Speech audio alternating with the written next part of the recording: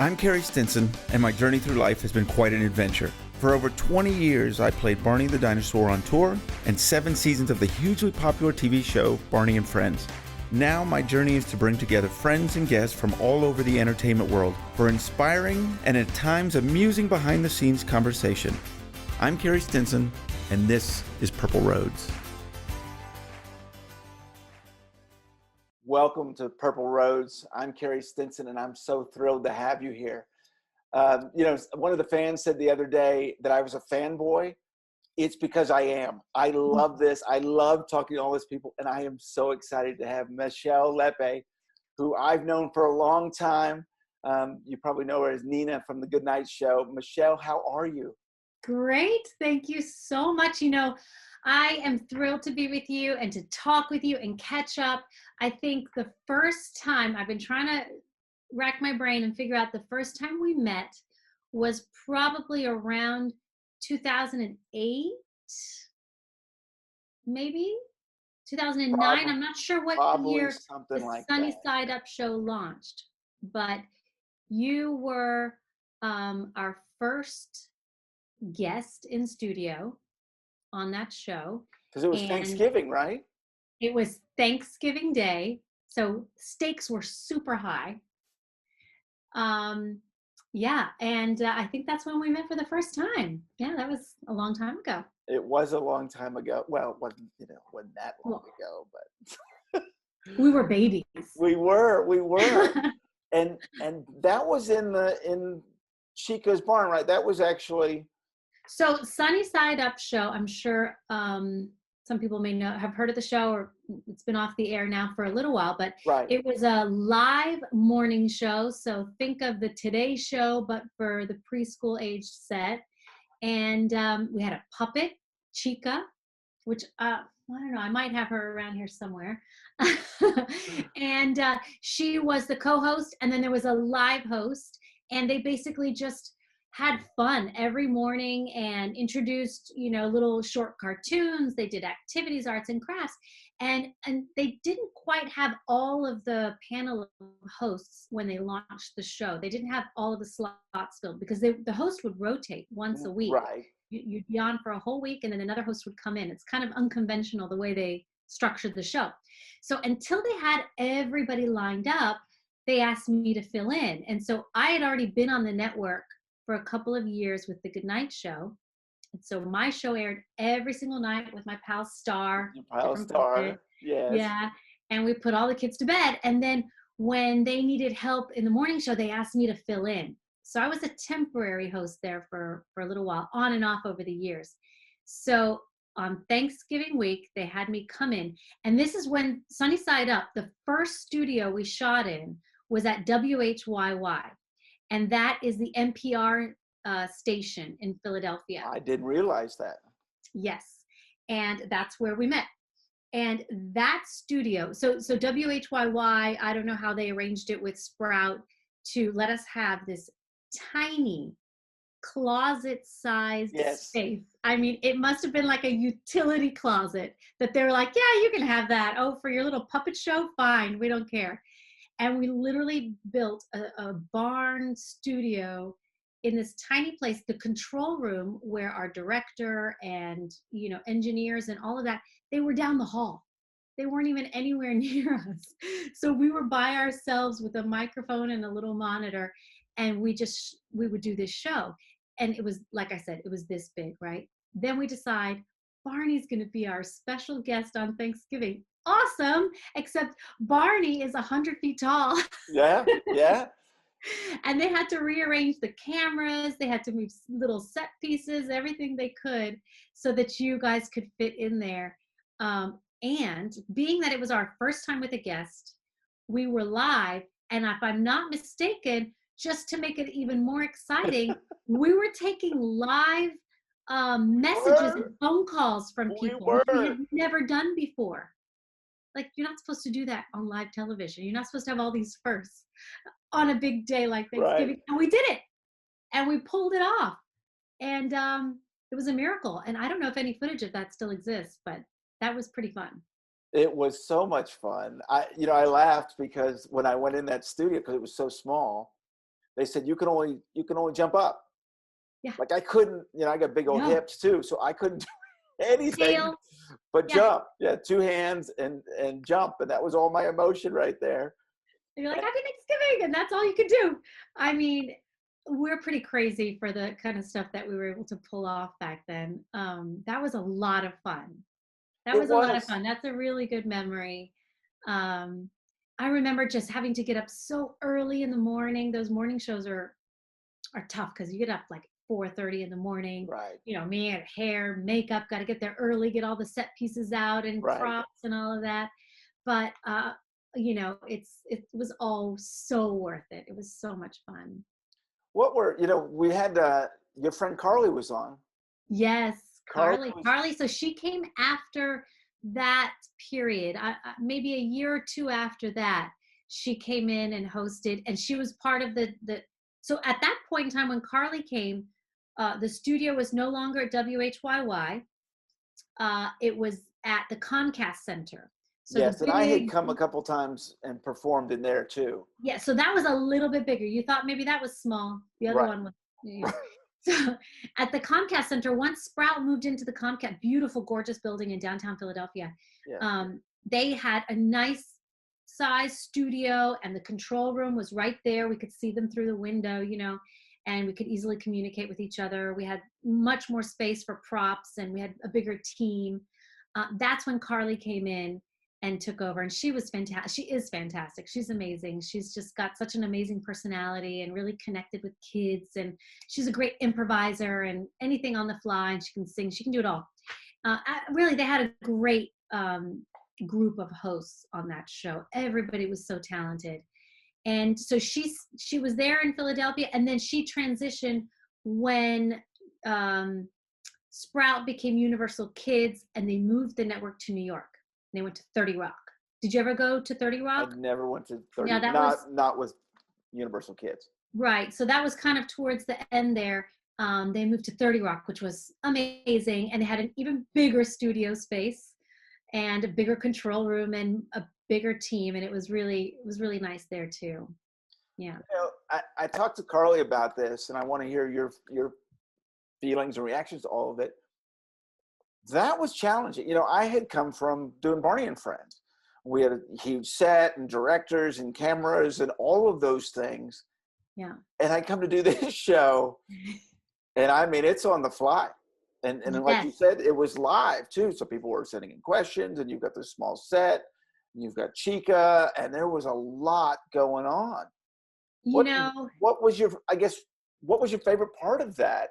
And then what were your challenges with that?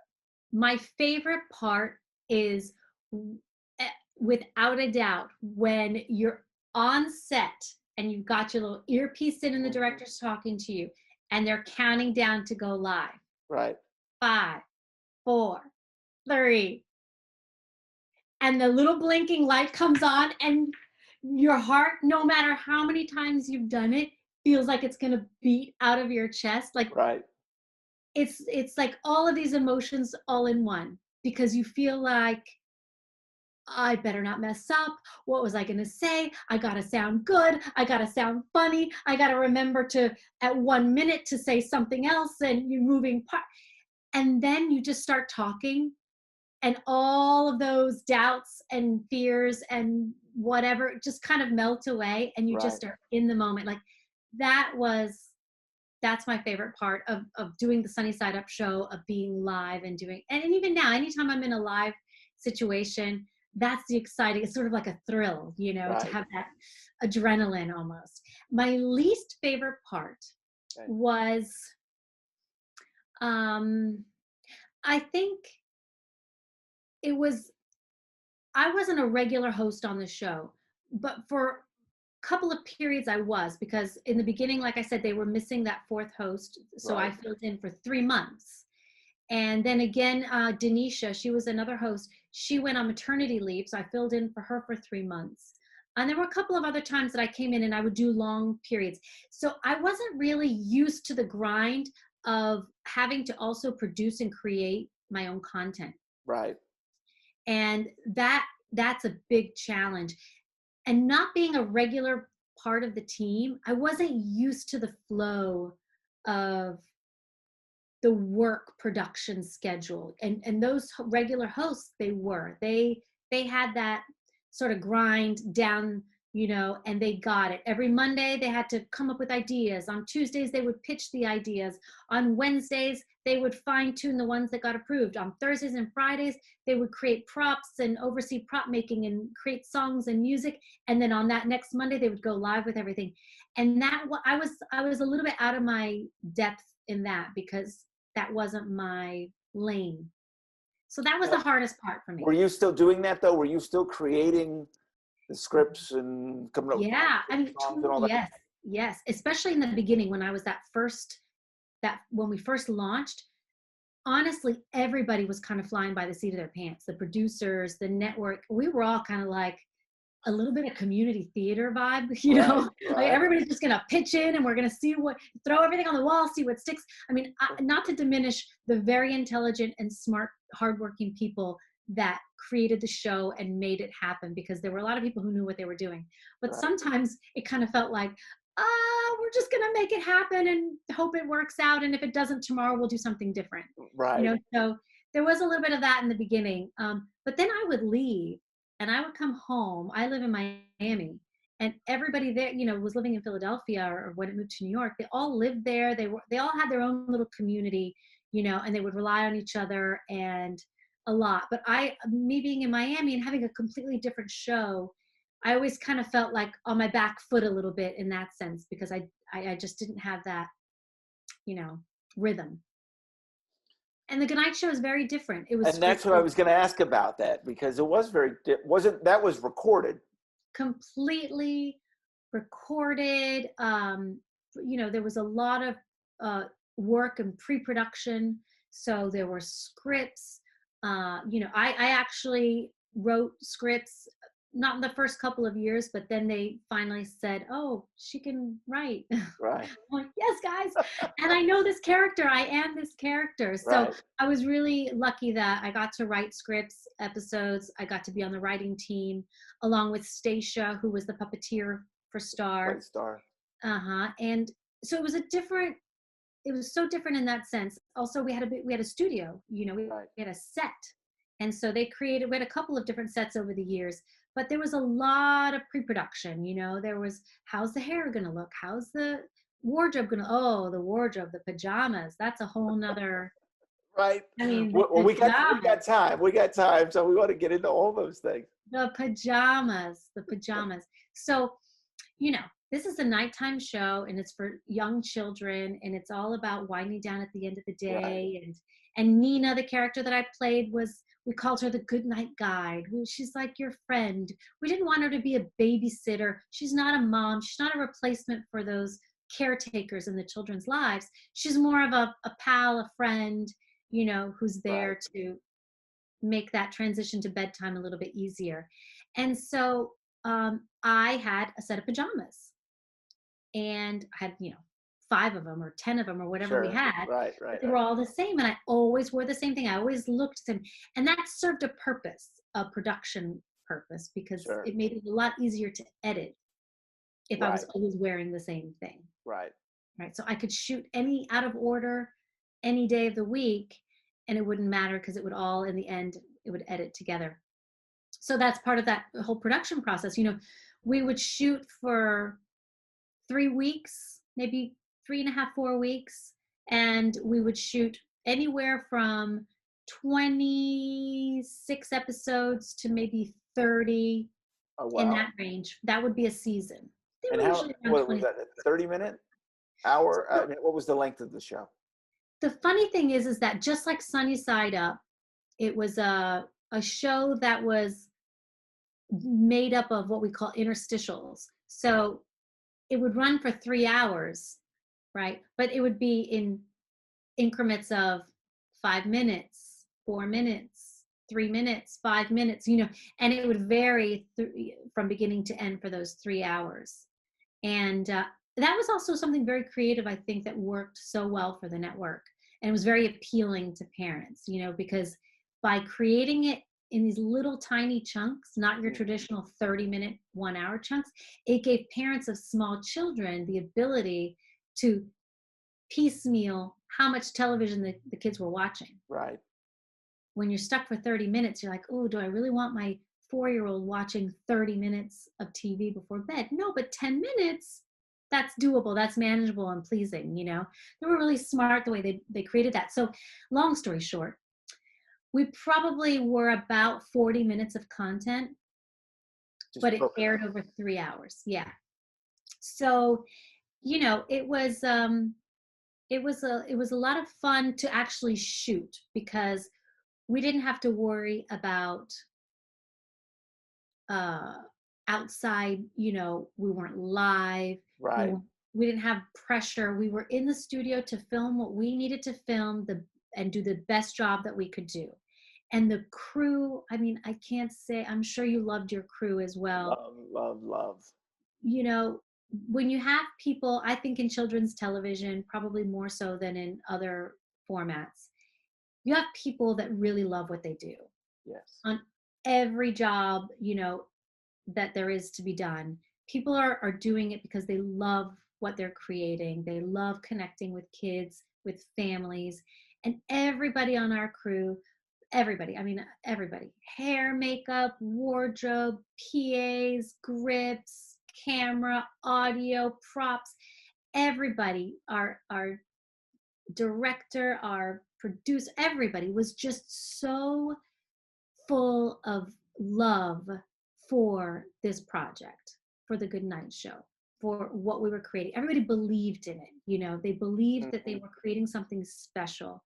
So that was magical. I mean, as far as you asked me what my favorite part of Sunnyside Up was, my favorite part of the Goodnight Show was filming, because we just were in a magic bubble where we were in, you know, a star was talking to us, you know, and we knew that we were making so many kids happy. And every once in a while we would have kids come visit on set because we didn't have an audience, you know, we don't have very many segments with children. Right.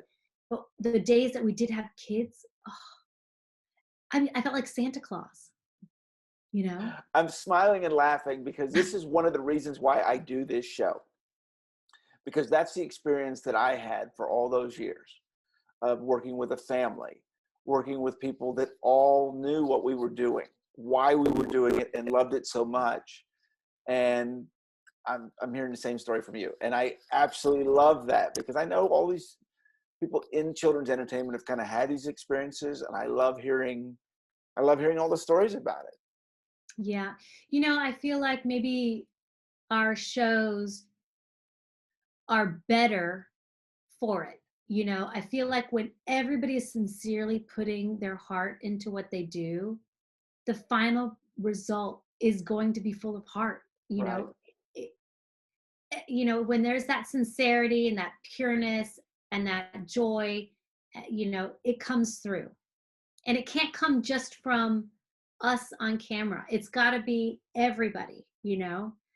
And I think that's why these shows, our shows, you know, have made such an impact. I mean, I'm sure, I have no doubts that you have so many fans reaching out to you probably every day saying, you were my childhood.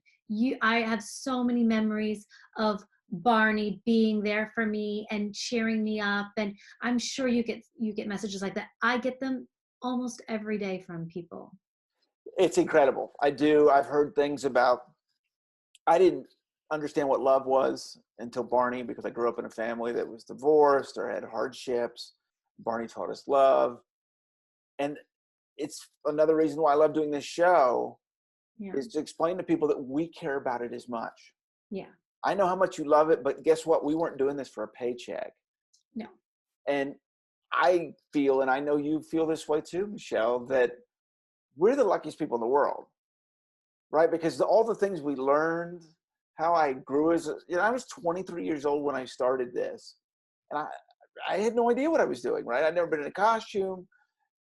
And then all of a sudden I went to hospitals and I performed live and I saw these kids and they taught me so much about life and love and unconditional love. And And I know you've learned these lessons. It's just amazing. It's amazing, and I get messages now because my show, so we went off the air, I think it was beginning of 2018. So it's been a couple years now, 2.5 years. Um, but we went on the air in 2006. So kids who were 5, 6, 7, 8 years old, they're grown up now. They're teenagers, Do. And I get the most heartwarming messages that they seriously make my day. When I read a message from someone saying, oh, I just saw your picture on Facebook or on YouTube, and as soon as I saw your face, I went back and I remembered being 6 and being a kid and being happy. And I'm like, gosh, I'm part of their memories, or even what really gets me going, because I'm a mom and I have little ones, Right. is when moms and dads reach out and they say that when they see me or they hear my voice, it takes them back to when their kids were babies. And they remember those moments when they would snuggle and just love on, those are the best memories you have with your kids. It's just when they're little and tiny, Right. and so just to be part of memories, wow. Yeah. Who would have thought? I would have never thought when I set out to become an actress that 20 years later, I would be part of so many people's memories and Right. like joyful, special memories, that people really hold dear to their hearts. I know. I get ones that I love. Fathers will send messages that went to the Barney live show almost kicking and screaming because they just didn't understand it, right? They didn't understand the I love you and this big purple dinosaur. And then they saw their child give them a hug and say, Daddy, I love you. And they're so thankful that they went and had that moment because they have it for the rest of their lives. And I know all of you were doing the same thing. The things that you were teaching and showing, and those kids still respond to it. Yeah, gosh, I feel so lucky. So we got lucky that we got to do these jobs. Absolutely. So let's back up a little bit. Well, first of all, I got to talk about the fact that you grew up in San Antonio. Yes. Talk about Texas. I'm a big Fort Worth guy. Yeah. And So my dad was in the Air I love Force. it. My dad was in the Air Force, and I don't know if you know this, but San Antonio has I don't know how many military bases they have right Yes. now, but tons of military bases are in San Antonio. So my dad was actually, I was born in North Carolina when he was stationed there, and then we moved to England, and I grew up my early years in England. And we lived in, yeah, we lived off base. We lived in Milden Hall, but he was at Lakenheath Air Force Base. And then we moved to San Antonio. He got stationed there. And that's when he retired. He'd been in 20 years and he took his career and decided to retire because he was going to get transferred. And, I think he just wanted to settle the family there, and everybody loved San Antonio. So we stayed in San Antonio. And that's where I went to high school, college. And that's where my parents still live. I met my husband there. Yeah, I met my husband there. My in-laws and my parents live 5 minutes away from each other. Oh, wow. So my sister lives down the street from them. Yeah, that's I call that, my hometown. I feel like I grew up there, even though I spent my early childhood in England. I'm still very close with some friends in England that I grew up with. But San Antonio is where I have the family, Yeah. And we moved to Miami, and we're here without family, except for our children, of course. But we go back to Texas quite a bit. Yeah. I'm smiling because I'm such a Texas guy and I love San Antonio. My sister went to college in San Antonio. Oh yeah, where did she go? To Trinity. She went to Trinity. Trinity, very good school. I went to St. Mary's University, which is a fabulous school as well. Yeah. Well, and most people don't know this, but Bob West, who was the original voice of Barney, also went to Trinity. Did he? Trinity has quite an alumni, don't they? Yes, they do. Yes, Yeah. they do. So when did the acting come in? Well, speaking of St. Mary's, I kind of fantasized about acting, but had parents that made sure that I was studying a real career. So I have a business degree. I have a degree in international business, actually. And, but it was kind of a fantasy of mine. I took an acting class in college, and I think I was pretty terrible. The one, the one part I got, I mean, I took one class. It wasn't like I went to a liberal arts school where it just wasn't like that. Right. I was really focused on business, but the one part that I got was actually an off stage part. The part that I played, I just had to yell my lines from off stage. Like, you got to be. Anyways, that was my part. But I kind of felt like, gosh, I really feel like if I tried, maybe I could get better at this. And it's fun. But I have this degree and I need to be serious and have a real job, because that's what my parents told me. So I struggled, and I felt like, well, I have a business degree. How can I be creative in this field? If I can't be an actor, or I can't find what I thought was a creative job at the age of, 21. Right. I said, how can I be creative in this field? And I picked advertising. I thought, well, in the advertising business, there's a lot of creativity. You're creating commercials, and that's kind of close to acting. So I felt like I was stretching my degree in that direction. I was like, okay, I'll do that. And I ended up getting a job right out of school at what happened to be the largest Hispanic advertising agency in the country at that time. I speak Spanish too, in case you didn't know that. I did know that. Yeah, my mom's from Spain, so I've always bilingual. So anyhow, this ad agency is based in San Antonio. They were called Sosa, Bromley, Aguilar and Associates back then. And they had all the big accounts. And this is the late 90s. They had Coca-Cola, American Airlines, Bud Light, every big account that you could want. Okay, well, this is pretty cool. I'm using my degree, and I'm kind of with creative people. Right. And what ended up happening over those couple of years that I spent in that agency and in another agency was I was able to find ways to get myself in front of the camera. The real reason. Yeah. See, it all worked out in the end. I ended up taking, acting classes on the weekends. I ended up doing community theater at night, on the weekends, dinner theater. I did a dinner theater play. I really just tried to make it work. So while I was doing my day job at night and on weekends, I was still pursuing and trying to figure out, I'm young enough, can I still try and become an actor? And after doing quite a few commercials there for my clients, for other clients in the agency, right, I started to really think, maybe I should just, maybe I should give it a shot. And either I'm going to move to LA or I'm going to move to Miami. So my husband now, who was my boyfriend at the time, was living in Miami. So it's like, well, much easier if I go to Miami and give it a shot. Now, obviously Miami for him, but for work, Miami, I guess if you were going for more Spanish speaking, is that what you were going for, more of the Latin roles? So the thing is that I hadn't thought about it that much. Okay, I hadn't thought about that far through. I was only 22. Yeah, I got you. But yes, Miami at that time was really hot. There were a lot of movies being shot here. There were TV shows being shot here. So it wasn't unheard of to come out to Miami. And I also thought, well, it might be easier, smaller market, than going to LA, not knowing anybody and getting swallowed up in this big, big place. And also having him and having contacts and friends that I'd made through him here in Miami, I thought, this seems like a good place to start. So I did it. Just packed up and came to Miami. And then I just said, okay, I'm going to give myself, I don't remember how much time, I think it was like 6 months. I'm going to find an agent. I'm going to start taking more classes. I'm just going to see what I can make of it.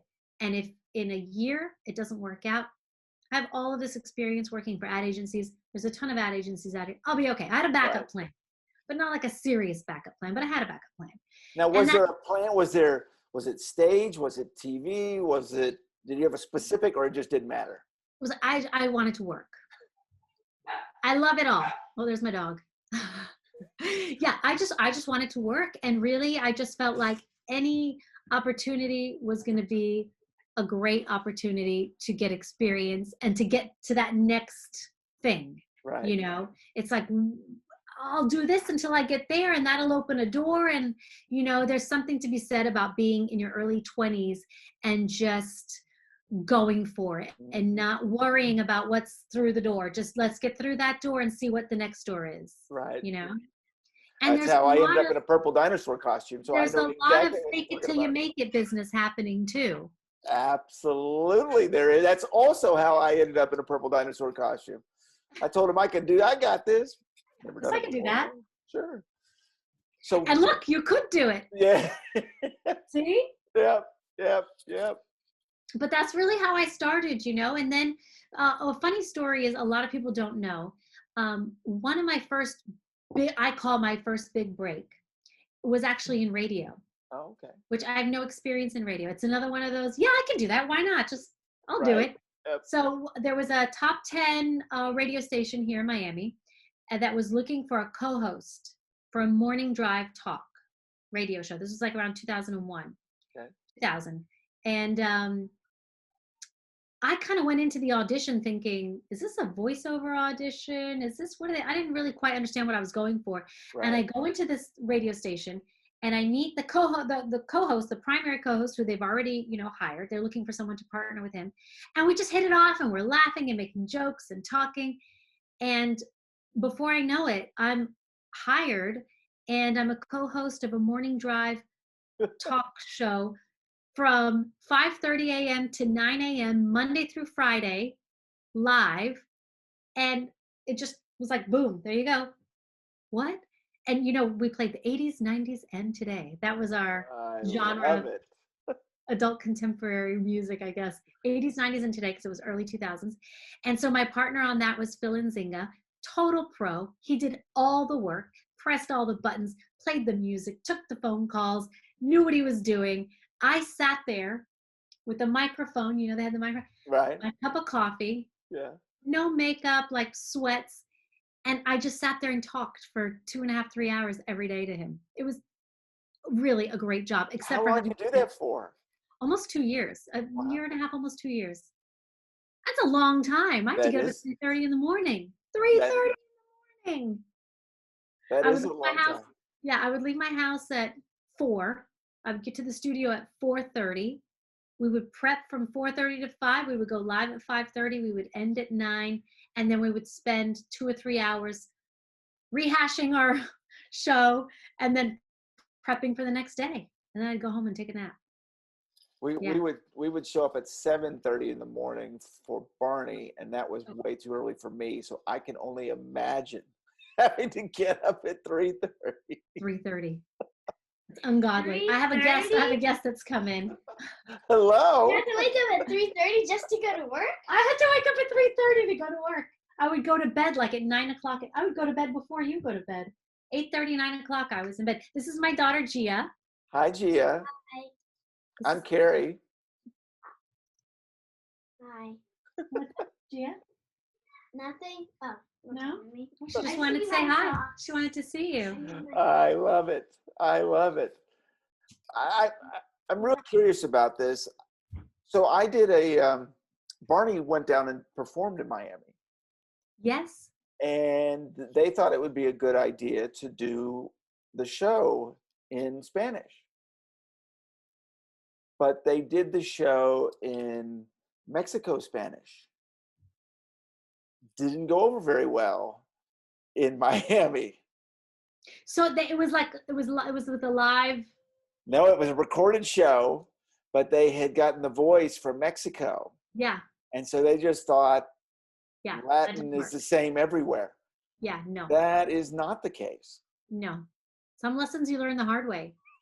Well, you know, to be fair, a lot of people think that, you know, but if you're going to be talking to kids, to families, you need to talk to them the way they speak to each other. Right. And in all fairness, it's not the same. It's not. There's like slang words and accents are different, and you really have to be more. I think nowadays people are a little bit more sensitive to that, but I can see how that probably, you know, people are like, huh? What's he talking about? Right. That's exactly what happened. So do you use yours? So yours going to be more of I don't want to say true So, Spanish. yeah, so it's a tricky thing. It's a funny thing. So here's the deal. So I, after I left the radio gig, I started doing a lot of voiceover work because I really had a lot of practice. So really that experience was awesome because it gave me a regular gig, but it also gave me so much experience on the microphone and just speaking, technique, voiceover technique. So I started doing a lot of voiceover work, and I would go up for a lot of Spanish language stuff. So and also TV, when I would audition for stuff on TV, I would do a lot of Spanish language commercials. And what was always desired is what we would call like a neutral Spanish, what they call a pan-Hispanic accent. So they want almost a Spanish accent, Spanish-speaking accent that's almost, you can't tell where the person is from. It can be understood by everybody. You kind of avoid slang words, and you avoid any too much of a cadence that would throw somebody off, right? So I've kind of honed that over the years because I've been doing that now for so long. It's kind of become my default Spanish now. But when I go to Spain and I'm with my family, or I'm talking on the phone with my family, my Spanish comes out, right? But when I'm talking with my husband or I'm at work, I don't even have to think about it. I just have kind of a neutral, maybe with a little twinge of Mexican accent in there. That's kind of that's what's requested, and that's what they ask for. And it's just been so many years now of doing it. It just kind of becomes my default. So I mean, that's something that people don't usually ask me about or even think about. But the Spanish is interesting because they're trying to, make one commercial that will appeal to everybody in the country, and it's really hard to do. I had a lot of experience. We performed in Mexico City when I was with Barney's Big Surprise. And in fact, one of my favorite, scariest moments is that I did a morning show in Mexico City. I do not speak Spanish. And they gave me 5 words. Oh, no. 5 words. They said, listen for those 5 words. And, this is love, this is hug, this is. Aww. And I went on and did Mr. Knickerbocker in Spanish, which I just did the motions. Right. You're like, I got the choreo. No idea what the conversation, nothing. I just kept jumping and wiggling and doing the whole thing. You're like, please don't say anything you're not supposed to be saying to me right now, because I'm just going to smile and nod. That's exactly it. But I had so much fun. It's that kind of like you're talking about with Sunnyside Up, right? You're just fired out of a cannon, and you just go. You don't have. You just say a little prayer, and you're like, okay, it's gonna be okay. We're gonna make it. Yeah, and It'll be great. You kind of use all of you, right? All your senses, your thinking. I mean, it's amazing.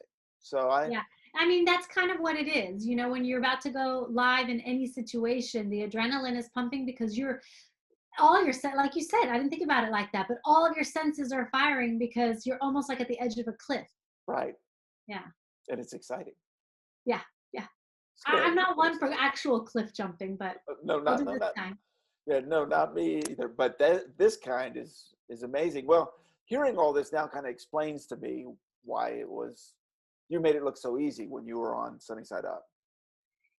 Well, I mean, that radio experience definitely helped because it was everyday live. You never knew who was going to call in. Every day we would have sort of a theme or a topic of the day, and we would ask people to call in and give us whatever story or advice or what have you. And so you just had to react. You had to be ready to say something, have a reaction, and also play a part. So Phil had his character. He was kind of, the guy, and I was kind of the girl. We had to play our part as far as our responses had to be filtered through our character, even though we were really us.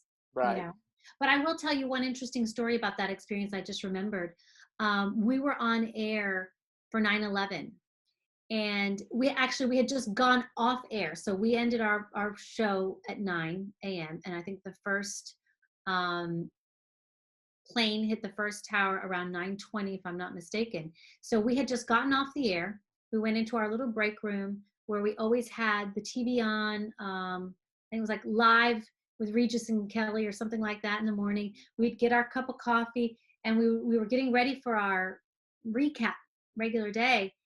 And, you know, we obviously cut the show live. It went live to what was happening on the towers. And, you know, the shock and the horror that everybody felt in that moment, but, you know, we had to go back on air.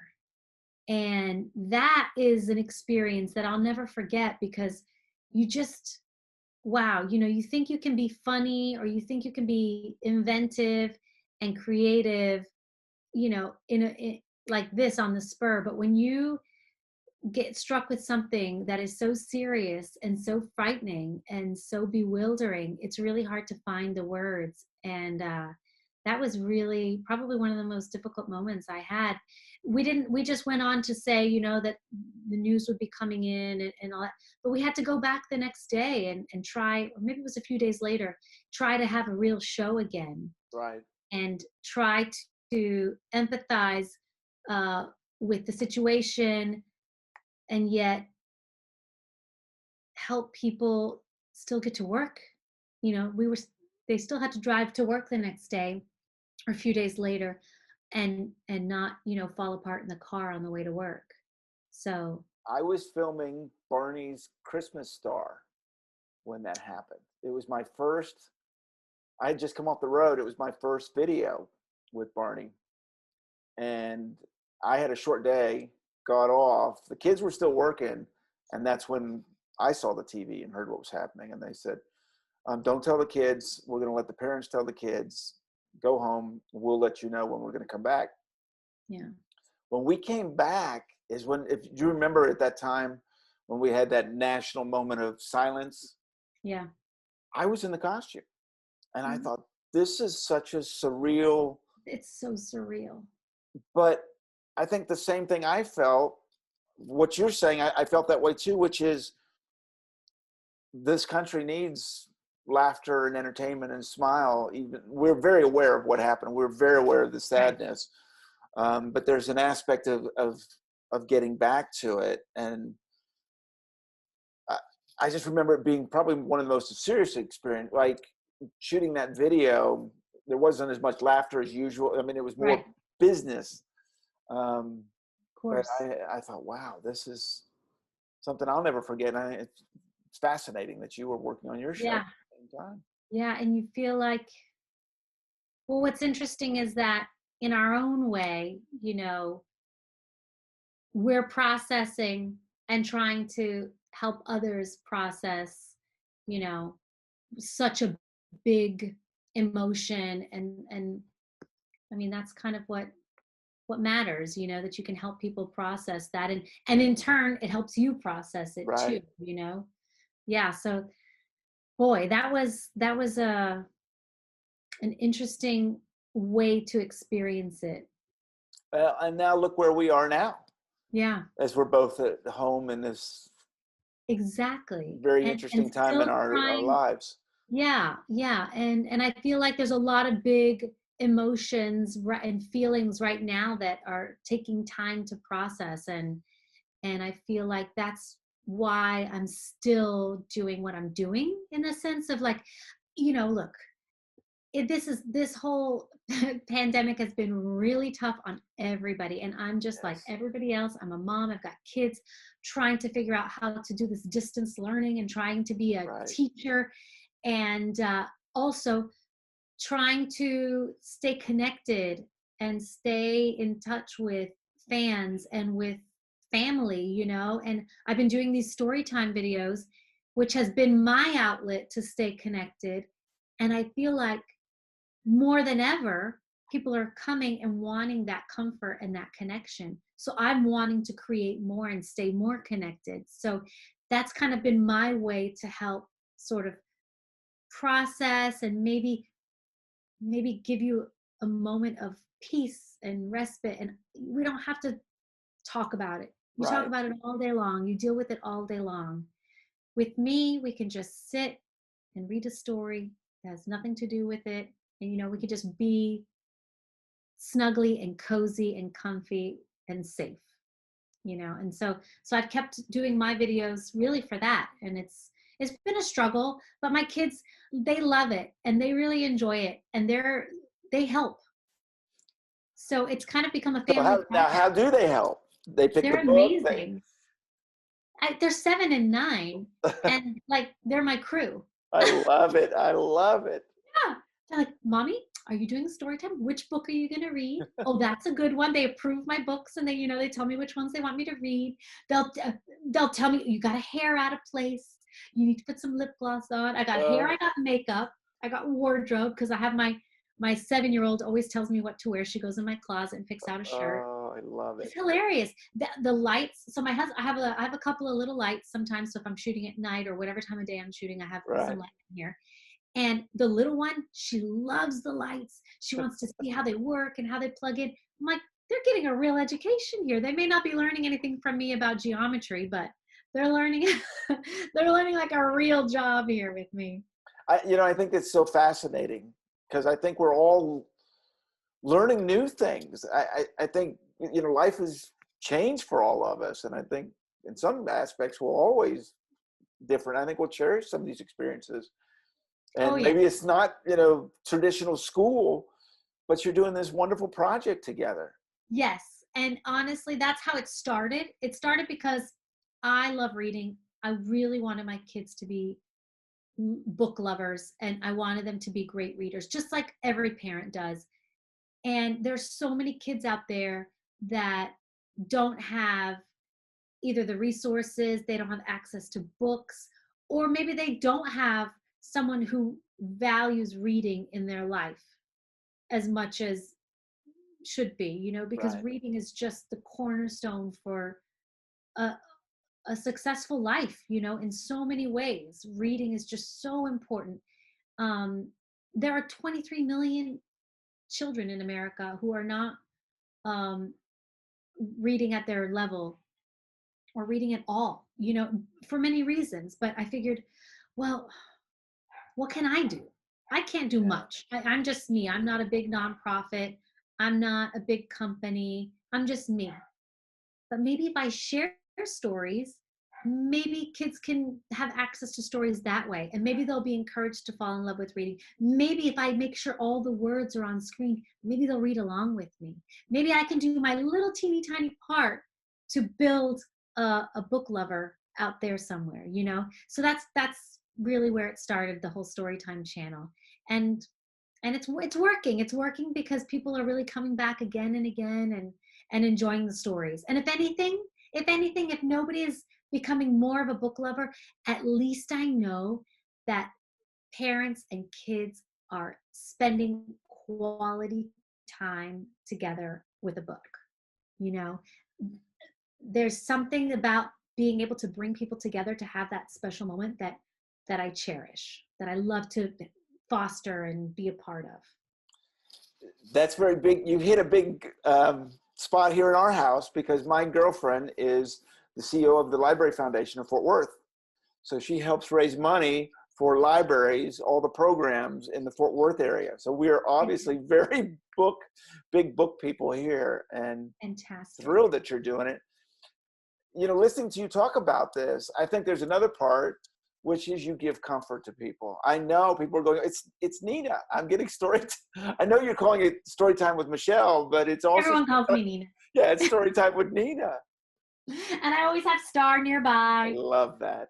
Because it's what you said, it's comfort. And people see this and they just go, aw, I feel a little bit better now. I'm like, what? That's the least I could do. If I can make someone smile or make them feel a little bit better for a moment, why shouldn't I do that? We should all do that. We should all look for ways that we can just put a smile on someone's face or just bring them a little bit of peace and comfort. It doesn't cost you anything. Well, I think it's fascinating. We've seen all these musicians that have been doing it. Yeah. And I love that you're doing this. Thank you. Thanks. I mean, like I said, I wouldn't be able to do it if my kids and my whole family wasn't on board, because it really is an undertaking, Right.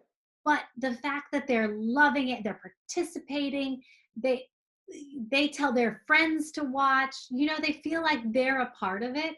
So that makes it so much easier to do. I mean, if it was just me forcing it to happen, it wouldn't happen. It wouldn't work. Yeah, it wouldn't. But, I have to tell you one more story. I just remembered. Back to the Goodnight Show Pajama story from earlier. Yes, yes. That was always a big ordeal because I would wear the same pajamas for every single episode for years. For like the first, I don't know, 4 or 5 years, it was always the same pajamas. Mhm. And I think they said that was the biggest comment, the most feedback they would get from parents and from fans was, the pajamas, why is she always wearing the same pajamas? Why is she always I'm like, who cares? You watch Charlie Brown. He always wears the same shirt. Nobody ever Right. complains about Charlie Brown. Right. So, most characters don't change. Isn't it funny how they pick up on what they pick up on? So Sprout was very clever, and they said, you know what? We're going to bring in some new pajamas.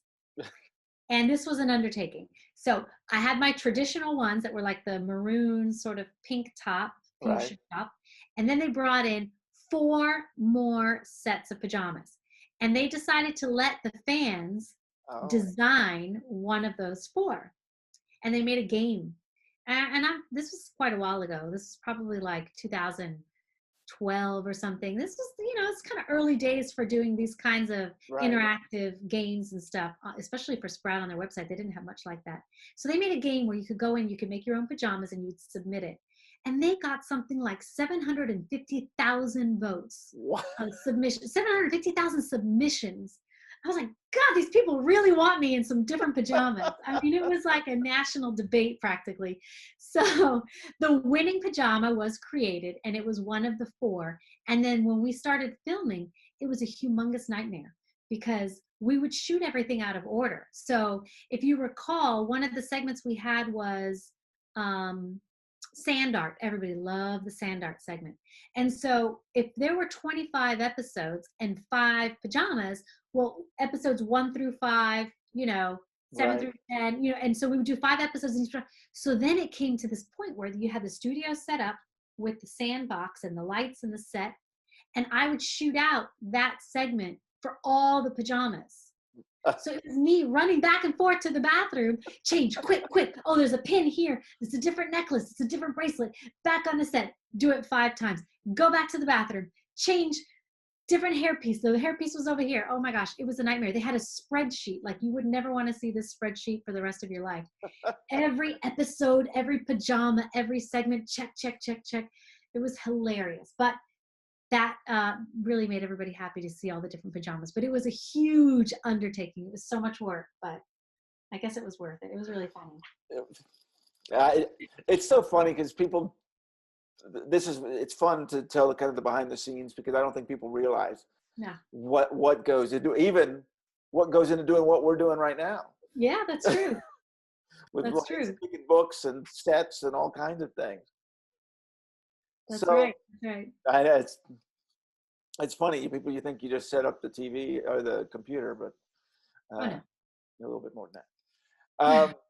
So I want to talk about the difference in the energy in getting up for the morning show compared to winding down for a night show. Yeah. I think being live helps. You have like this it's natural, this energy you're going to have because it's live. And it helps also getting to the studio several hours in advance, so you're definitely awake. It also helps splashing your face with ice cold water first thing in the morning. Right. I never tried that technique. That's interesting. Yeah. Ice cold water first thing in the morning when you wash your face, you will wake up. So, that show would film in Philadelphia, and Philadelphia is much colder than Miami. And for some reason, I always had to be up there in the winter when it was snowing. So I would stay in a hotel or like a furnished apartment, but usually it was in a hotel. And when you first open the water, it was ice cold. So it was really nice in the morning to get that blood flowing with that. But the energy, it really comes from being live and just knowing that you are talking to an audience who is already engaged and they are ready to go. So you really have to meet them at that level, right? But when they're counting down 5, 4, 3, it just builds, you can feel it and you just kind of want to let it all out. Right. And it helps having a good crew. The crew is great at pumping you up and playing music sometimes when you're off air to keep the energy up. So little tricks like that help.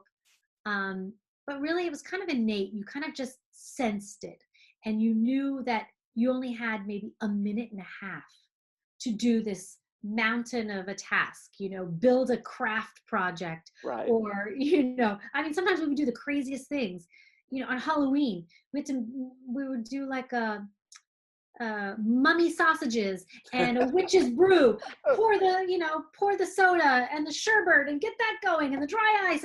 And it's like, oh my gosh, okay, 10 seconds later, I've got to toss over to Thomas the Tank Engine, and get on time, because they'll cut you off. It's Right. live. You gotta go Right. when they go. So there was a frenetic energy that kind of just helped you be excited. Now for the Goodnight Show, it was so different. Part of it is that the set was lit so differently. Everything was calmer. The lights were dimmer. There was more blues and purples. There was just more of that vibe. Mm-hmm. We were in a much bigger studio. We were in a huge sound stage. So there was more space. You didn't feel so confined and cramped, and that energy didn't feel bottled up, And we would shoot for long days, which I'm sure you're super familiar with. Yes. Long 10-hour days. Yep. And so you really felt like you had to pace your energy, which hats off to you, because pacing energy for me was a lot easier. I was just sitting there in my pajamas. You, with that costume, I mean, how much did it weigh? 50 pounds. 50 pounds. Yeah, 50 pounds. 50 pounds. Yeah, I remember you had towels that you would soak through. You had towels in there, let's dry off. And you would just soak through. Yes. Yeah, it's lots of heat, as you can imagine, because that's the number one question I get asked about is the heat, and the weight of it. But it's it's the same thing in the aspect that the kids are ready to go, and they didn't come to see Carrie; they came to see Barney. And so once you switch over, there he is, and you just do you keep feel going. like once you were all in, like a switch just kind of goes off, right? It does. You're seeing out, and you're like, this is it. I'm here. I'm Barney. Yeah, you're Barney. The kids are seeing you as Barney. You can see yourself reflected in their eyes, and you can see how they see you. And when they're looking up at you like that, I mean, you're on. Well, and it's interesting because I had to learn the same kind of thing in the fact that some kids are shy and some kids will come running to you. So you have to kind of control your character. If you go too big on a shy child, they'll cry or they'll be scared, and you don't want to do that. So you learn to read children. That's true. And the different emotions. And I think that's fascinating as well. What have you learned? What have you learned from children all these years, entertaining them? Well, that's a great question, because they're the best teachers. They're the best teachers. Kids are open books. They may not have as many pages as we do because we're older, but they're right there, and you just have to step back and watch, and they will teach you everything. They'll teach you love, joy, creativity. They'll teach you everything you need to know about them and about you, because what happens is, like you said, you read a child and that teaches you about yourself, because then you start to say, oh, my first instinct was maybe to react like this, but by stepping back and waiting, I'm seeing that this child needs to be treated like this. And I'm learning more about emotions and about different children. And, I did the show before I even had kids. So it was a huge learning curve for me in that sense, that I was super open and just thrilled for the opportunity. And I really generally am kind of like that. I like to sit back and see what people give me. But it helped me be a mom later, because I had that experience before I had kids, And it's fascinating. I was wondering about that. I was thinking time, and I was like, I bet you didn't have kids when you first did. I didn't, this. and actually I have another child right here. Come here. Come here, kitty cat. She's my kitty cat. This is part of your crew? Part of my crew. Why are there only two people? Yeah, it's me and Carrie. We're talking. How are you? Yeah, he's interviewing me. He's asking me questions about when I was on the Goodnight Show, and all that stuff. And I told him that you're one of my best helpers. You're one of my. Scratched myself. Oh, I'm sorry, baby. Oh. I told him how you help with the cameras and with the lights. And Can I have she's a a director. Band-Aid? She's a very, yes, they're in the bathroom, I think. She's a very They good are? director. She likes calling action. And she's gone. It reminds me of my days on Barney. The kids would, some of the kids would say, I got a boo-boo, and yeah. And then they're gone. Then they're gone. And that's something that I learned before I had kids from kids. You know, I little things like that where you just, if I hadn't had that experience prior to having my own kids, you know, it would have, I don't know. I feel like I really did learn a lot about being a mom just from being able to relate with kids beforehand. And yeah, kids, I wouldn't want to work with anyone else. I really do enjoy working with kids. And we only had kids a few times on set when we would do a segment that was a Sprout stretch. So it was like a yoga segment. Oh, okay. And I would lead that, and we would have probably usually about 4 or 5 kids. And, you know, I would do a little meet and greet with them beforehand because the first year we did it, a lot of kids hadn't seen the show. But by the second year, we were getting fans to come in and participate. And I'm sure you had that as well, where first of all, they're like starstruck. Yes. Like, okay, but we're trying to do a stretch here. We've got to actually shoot something because, you know, we're on the clock. Right. And then it was that. Those were probably my favorite days. Well, and kids have, well, I don't know, everyone understands that there's child laws, right? They can only work so many hours and this and that. So yeah, you can't mess around. I mean, you do have to go, and then you also have to remember sometimes they are kids. Right. You know, and so we had a great crew though that they got it, and they would see, you know, oh, we've got a starer. That one's just going to sit there and stare. They're not going to actually stretch. Let's move Johnny off to the side and bring in Sophia. Right. Rotate Johnny back for the next group. Yeah. You realize that too in kids entertainment, that they're going to do what they're going to do sometimes. So you just, you know, you kind of have to roll with the punches. Would you have to explain to them about, I'm not Nina, I'm Michele, or did you just always stay in character?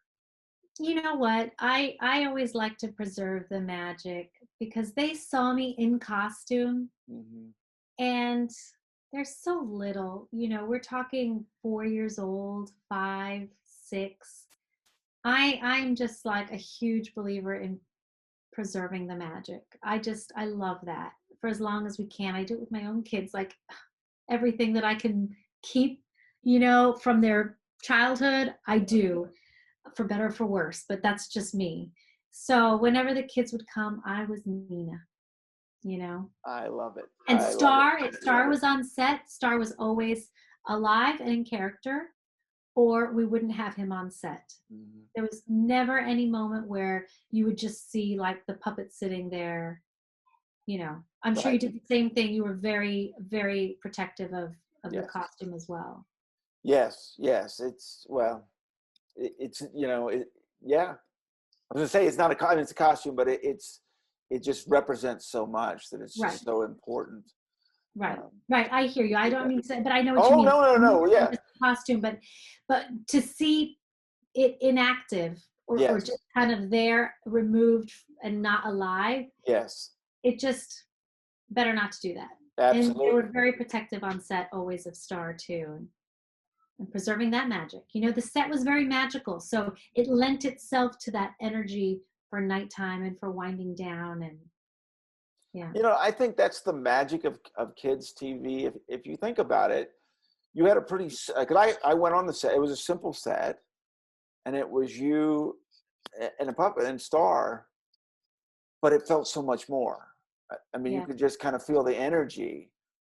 And I think that's the amazing thing about kids TV, is that we don't need all the lights and the right, just the authenticity and the you're right. The love that you have for what you're doing and the passion, the kids see it, and you really don't have. I mean, you're doing a show in your kid's bedroom, and kids love it.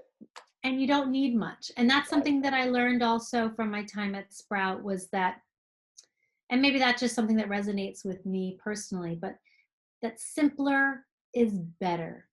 And I feel like that's why our shows have resonated and done well, because it's accessible and it's real, and maybe it's not perfect, right? There's some little mistakes here and there, but that's okay. Like, that's life. And Yes. if something has a little edge that wasn't perfect, that's okay. Right. We're not Disney. We're not, those slick cartoon fast-paced shows, but I don't think people have that soft spot in their heart and in their memories for those slick, overproduced shows. Yeah, it's really it's really about the authenticity. I think that's the thing, because kids can see right through you. If you're fake or cheesy, they see it. Yeah. And I talk a lot about unconditional love.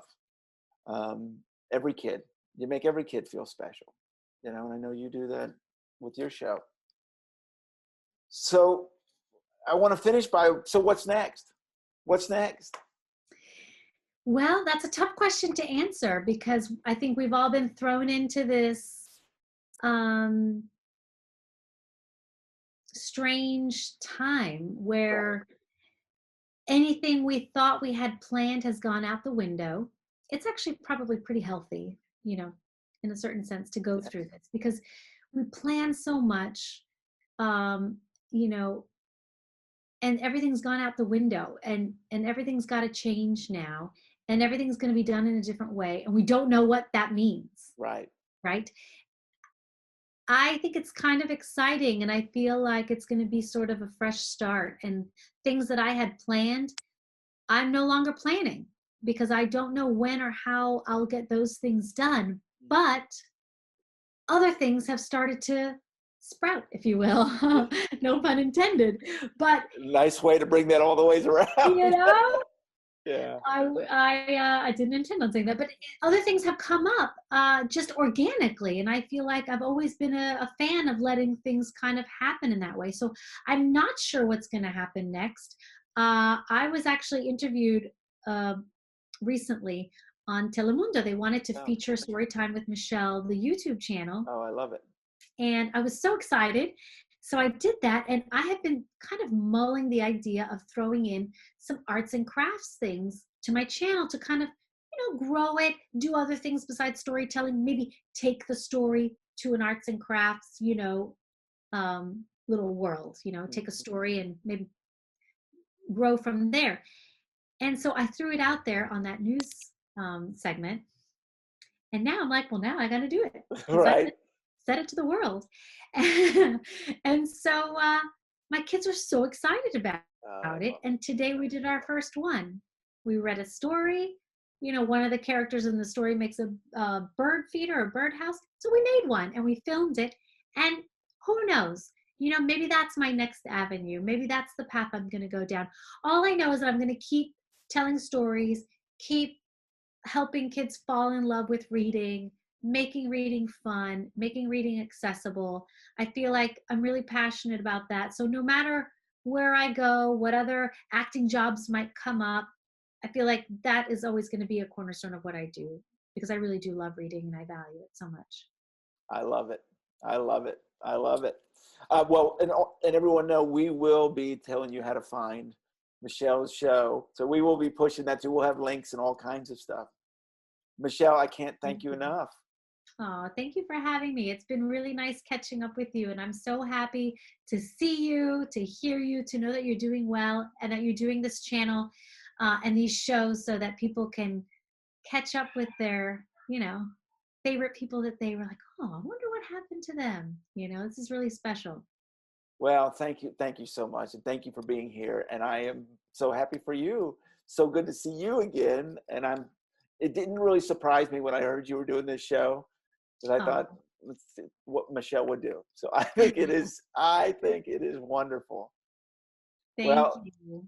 Thank you very much. Thank you, Purple Roads fans. Remember to keep your eyes, ears, and your heart open, and you'll find your Purple Road. We'll see you next week. Thanks, Michele. Thanks. Bye, everybody. Bye.